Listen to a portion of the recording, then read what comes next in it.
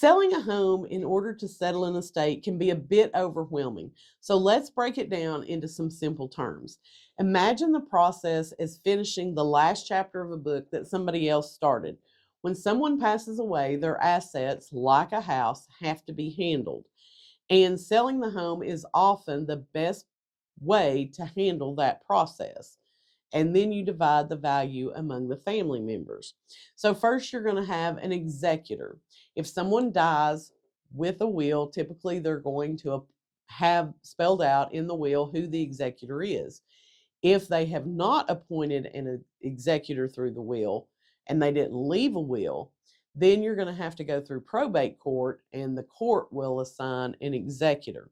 But the executor is like the team captain, and so their job is to oversee everything. They're going to sign the paperwork, they're going to make the big decisions, and they're the ones that lead this whole process. They're going to make sure the house gets sold and that all the proper steps are followed. So then you have the actual probate process. And probate is the referee. He's making sure that all the rules are followed. So probate is the court process that reviews the will, makes sure the house can legally be sold. And sometimes it takes a little bit of time, 2 to 3 months, but it's there to make sure that everything is done right. Now, you can sell a house even before probate has been dismissed.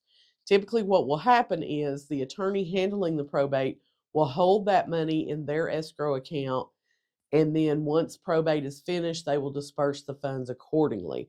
But you don't have to wait till the probate process is over in order to list and sell the home. Now, when it comes to actual selling the house, all the heirs, the people who have inherited the home, need to agree. So this is like a group project. Everybody has to be on the same page in order to move forward. If there's disagreements among the group, then that is obviously going to slow things down. We've recently had a listing where the father died. There were 3 sisters who inherited things. And yes, you have an executor, but all 3 of the daughters are obviously heirs to the property. They don't agree on anything. One of them is very attached to the home because that was where her father had lived for years, and it was just very hard for her. The other is more of a business minded person who is like, this is the asset, we need to get it sold, divide the proceeds, and close out the probate. And the third sister is just a greedy little woman, and she is out to get as much money as she can, and she's not worried about anything else in the process. So it makes it very difficult when you're selling a home for an estate to try and get everybody on the same page as far as this is our game plan, this is what we need to be doing to get the home sold.